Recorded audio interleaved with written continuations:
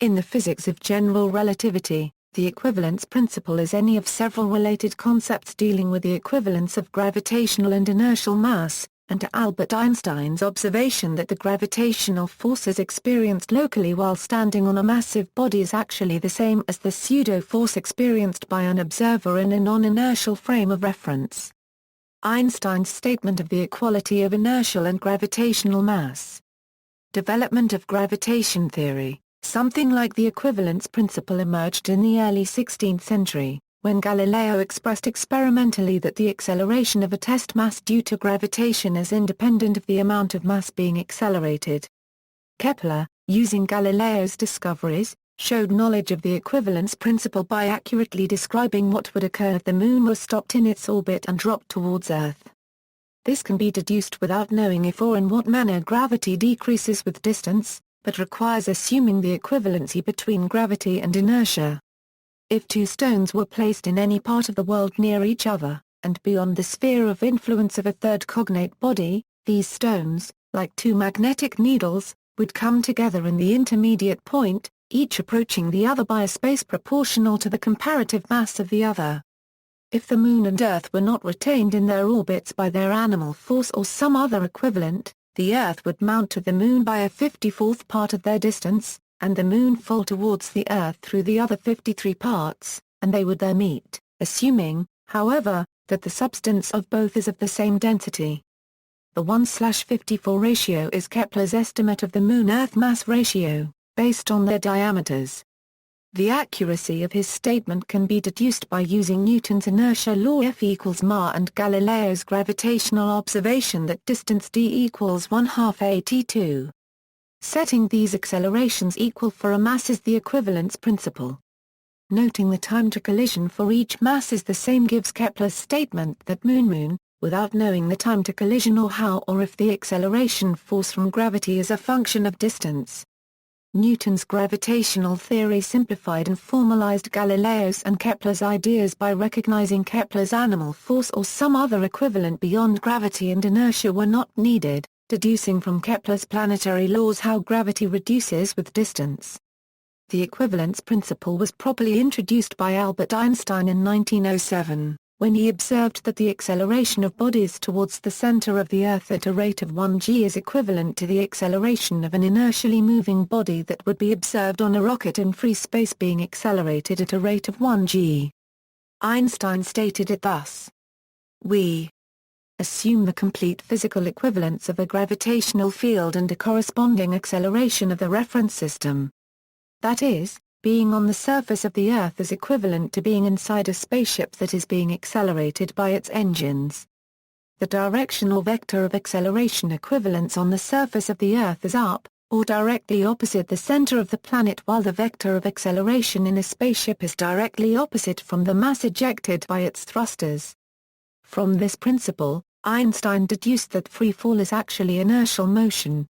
Objects in free fall do not accelerate downward but rather experience weightlessness and no acceleration. In an inertial frame of reference, bodies obey Newton's first law, moving at constant velocity in straight lines. Analogously, in a curved space-time, the world line of an inertial particle or pulse of light is as straight as possible. Such a world line is called a geodesic and from the point of view of the inertial frame is a straight line.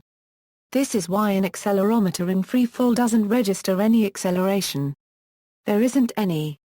As an example, an inertial body moving along a geodesic through space can be trapped into an orbit around a large gravitational mass without ever experiencing acceleration. This is possible because space is radically curved in close vicinity to a large gravitational mass. In such a situation, the geodesic lines bend inward around the center of the mass and a free-floating inertial body will simply follow those curved geodesics into an elliptical orbit. An accelerometer on board would never record any acceleration. By contrast, in Newtonian mechanics, gravity is assumed to be a force.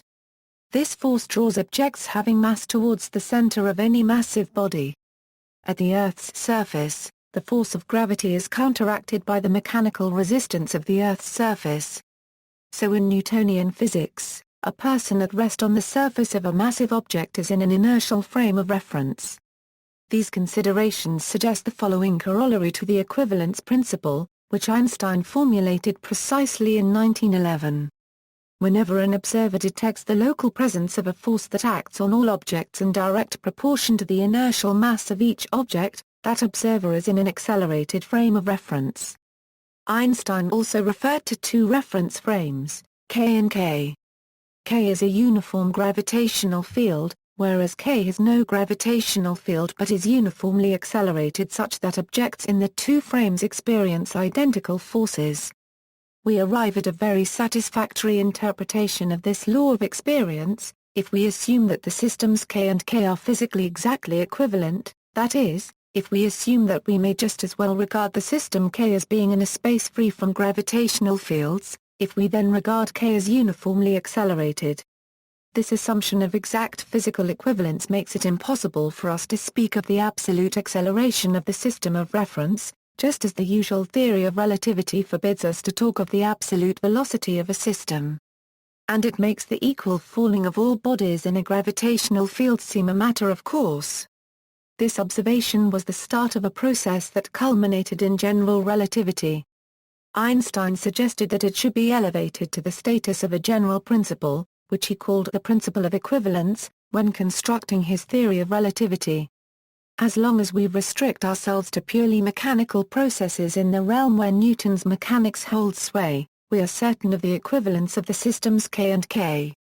But this view of ours will not have any deeper significance unless the systems K and K are equivalent with respect to all physical processes, that is, unless the laws of nature with respect to K are in entire agreement with those with respect to K. By assuming this to be so, we arrive at a principle which, if it is really true, has great heuristic importance. For by theoretical consideration of processes which take place relatively to a system of reference with uniform acceleration, we obtain information as to the career of processes in a homogeneous gravitational field. Einstein combined the equivalence principle with special relativity to predict that clocks run at different rates in a gravitational potential, and light rays bend in a gravitational field, even before he developed the concept of curved spacetime. So the original equivalence principle, as described by Einstein, concluded that free fall and inertial motion were physically equivalent. This form of the equivalence principle can be stated as follows. An observer in a windowless room cannot distinguish between being on the surface of the Earth, and being in a spaceship in deep space accelerating at 1 g. This is not strictly true, because massive bodies give rise to tidal effects which are absent from an accelerating spaceship in deep space. The room, therefore, should be small enough that tidal effects can be neglected. Although the equivalence principle guided the development of general relativity, it is not a founding principle of relativity but rather a simple consequence of the geometrical nature of the theory. In general relativity, objects and free fall follow geodesics of space-time, and what we perceive as the force of gravity is instead a result of our being unable to follow those geodesics of space-time, because the mechanical resistance of matter prevents us from doing so. Since Einstein developed general relativity, there was a need to develop a framework to test the theory against other possible theories of gravity compatible with special relativity. This was developed by Robert Dicke as part of his program to test general relativity. Two new principles were suggested, the so-called Einstein equivalence principle and the strong equivalence principle, each of which assumes the weak equivalence principle as a starting point. They only differ in whether or not they apply to gravitational experiments. Modern usage, three forms of the equivalence principle are in current use: weak, Einsteinian, and strong. The weak equivalence principle equals, the weak equivalence principle, also known as the universality of free fall or the Galilean equivalence principle, can be stated in many ways. The strong EP includes bodies with gravitational binding energy. The weak EP assumes falling bodies are bound by non-gravitational forces only. Either way, the trajectory of a point mass in a gravitational field depends only on its initial position and velocity, and is independent of its composition and structure. All test particles at the alike space-time point in a given gravitational field will undergo the same acceleration, independent of their properties, including their rest mass. All local centers of mass vacuum free fall along identical minimum action trajectories independent of all observable properties. The vacuum world line of a body immersed in a gravitational field is independent of all observable properties. The local effects of motion in a curved space are indistinguishable from those of an accelerated observer in flat space, without exception. Mass and weight are locally in identical ratio for all bodies. Locality eliminates measurable tidal forces originating from a radial divergent gravitational field upon finite-sized physical bodies. The falling equivalence principle embraces Galileo's, Newton's, and Einstein's conceptualization. The equivalence principle does not deny the existence of measurable effects caused by a rotating gravitating mass, or bear on the measurements of light deflection and gravitational time delay made by non-local observers. Active, passive, and inertial masses, by definition of active and passive gravitational mass, the force on due to the gravitational field of is. Likewise the force on a second object of arbitrary mass 2 due to the gravitational field of mass O is. By definition of inertial mass. If and at the same distance from then, by the weak equivalence principle, they fall at the same rate. Hence. Therefore. In other words, passive gravitational mass must be proportional to inertial mass for all objects. Furthermore, by Newton's third law of motion, must be equal and opposite to. It follows that. In other words, passive gravitational mass must be proportional to active gravitational mass for all objects. The dimensionless A paragraph Chvar paragraph S parameter is the difference of the ratios of gravitational and inertial masses divided by their average for the two sets of test masses A and B. Tests of the weak equivalence principle. Tests of the weak equivalence principle are those that verify the equivalence of gravitational mass and inertial mass. An obvious test is dropping different objects, ideally in a vacuum environment, for example, inside Faultholm-Bremen. C. Experiments are still being performed at the University of Washington which have placed limits on the differential acceleration of objects towards the Earth, the Sun and towards dark matter in the galactic center. Future satellite experiments Eurostep, Galileo Galilei, and Microscope will test the weak equivalence principle in space, to much higher accuracy. With the first successful production of antimatter, in particular anti-hydrogen, a new approach to test the weak equivalence principle has been proposed. Experiments to compare the gravitational behavior of matter and antimatter are currently being developed. Proposals that may lead to a quantum theory of gravity such as string theory and loop quantum gravity predict violations of the weak equivalence principle because they contain many light scalar fields with long Compton wavelengths, which should generate fifth forces and variation of the fundamental constants. Heuristic arguments suggest that the magnitude of these equivalence principle violations could be in the 10^13 to 10^18 range. Currently envisioned tests of the weak equivalence principle are approaching a degree of sensitivity such that non-discovery of a violation would be just as profound a result as discovery of a violation.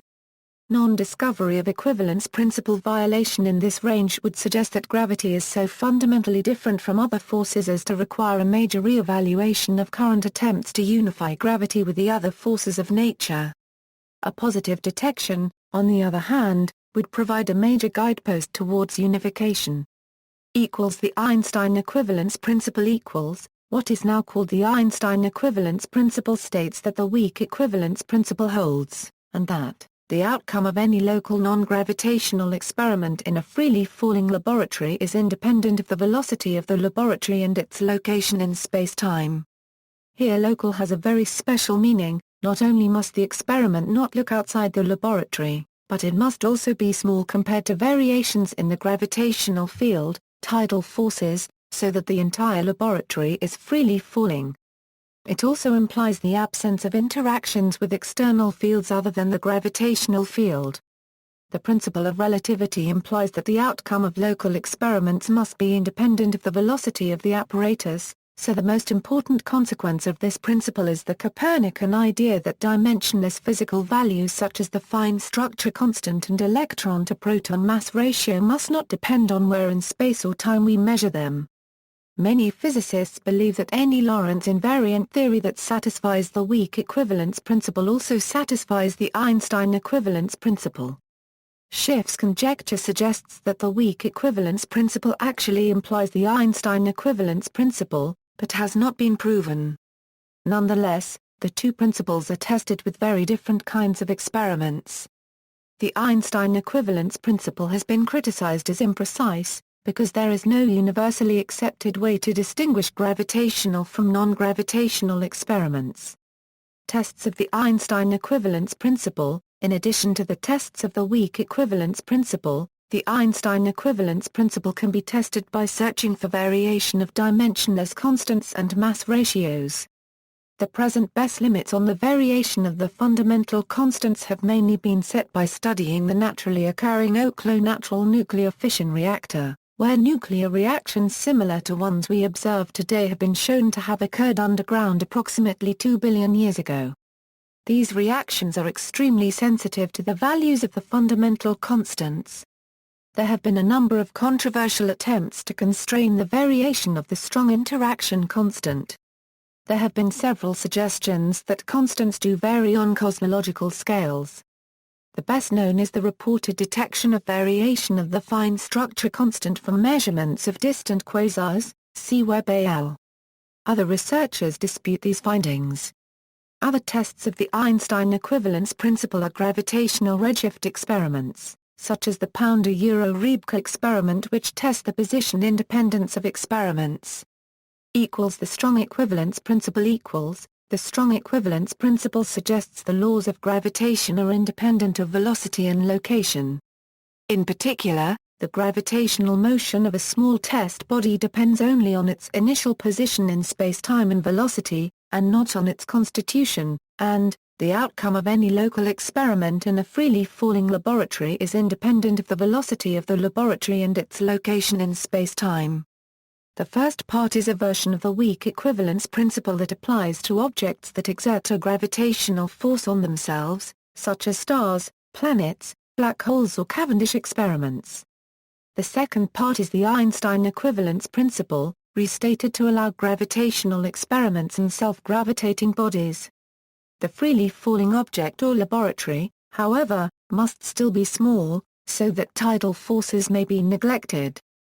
This is the only form of the equivalence principle that applies to self-gravitating objects, which have substantial internal gravitational interactions. It requires that the gravitational constant be the same everywhere in the universe and is incompatible with a fifth force.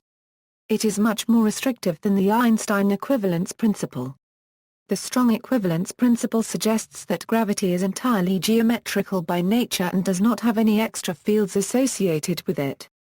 If an observer measures a patch of space to be flat, then the strong equivalence principle suggests that it is absolutely equivalent to any other patch of flat space elsewhere in the universe.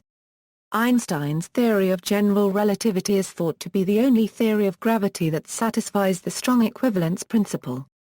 A number of alternative theories, such as Brandt's-Dick theory, satisfy only the Einstein equivalence principle. Tests of the strong equivalence principle. The strong equivalence principle can be tested by searching for a variation of Newton's gravitational constant g over the life of the universe, or equivalently, variation in the masses of the fundamental particles. A number of independent constraints, from orbits in the Solar System and studies of Big Bang nucleosynthesis have shown that g cannot have varied by more than 10%. Thus, the strong equivalence principle can be tested by searching for fifth forces. These experiments typically look for failures of the inverse square law behavior of gravity in the laboratory. The most accurate tests over short distances have been performed by the A-paragraph-T-Wash group. A future satellite experiment, SEE, will search for fifth forces in space and should be able to further constrain violations of the strong equivalence principle. Other limits, looking for much longer range forces, have been placed by searching for the Nordtvedt effect, a polarization of solar system orbits that would be caused by gravitational self-energy accelerating at a different rate from normal matter. This effect has been sensitively tested by the Lunar Laser Ranging Experiment. Other tests include studying the deflection of radiation from distant radio sources by the Sun, which can be accurately measured by very long baseline interferometry. Another sensitive test comes from measurements of the frequency shift of signals to and from the Cassini spacecraft. Together, these measurements have put tight limits on Brandt's-Eurodick theory and other alternative theories of gravity. In 2014, astronomers discovered a stellar triple system including a millisecond pulsar PSJ 0337 plus 1715 and 2 white dwarfs orbiting it. The system will provide them a chance to test the strong equivalence principle in a strong gravitational field. Challenges to the equivalence principle. One challenge to the equivalence principle is the Brandt's-Eurodick theory. Self-creation cosmology is a modification of the Brandt's-Eurodick theory. The Fdkin finite nature hypothesis is an even more radical challenge to the equivalence principle and has even fewer supporters. In August 2010, researchers from the University of New South Wales, Swinburne University of Technology, and Cambridge University published a paper titled Evidence for Spatial Variation of the Fine Structure Constant, whose tentative conclusion is that, qualitatively, the results suggest a violation of the Einstein equivalence principle, and could infer a very large or infinite universe, within which our local Hubble volume represents a tiny fraction. Explanations of the equivalence principle. Dutch physicist and string theorist Erik Verland has generated a self-contained, logical derivation of the equivalence principle based on the starting assumption of a holographic universe. Given this situation, gravity would not be a true fundamental force as is currently thought but instead an emergent property related to entropy. Verland's entropic gravity theory apparently leads naturally to the correct observed strength of dark energy. Previous failures to explain its incredibly small magnitude have been called by such people as cosmologist Michael Turner as the greatest embarrassment in the history of theoretical physics. However, it should be noted that these ideas are far from settled and still very controversial.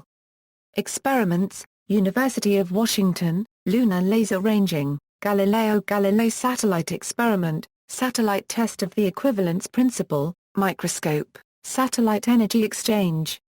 Physicists in Germany have used an atomic interferometer to perform the most accurate ever test of the equivalence principle at the level of atoms. See also. Notes. References. External links, Equivalence Principle at NASA, including tests, Introducing the Einstein Principle of Equivalence from Syracuse University, The Equivalence Principle at Math Pages, The Einstein Equivalence Principle at Living Reviews on General Relativity.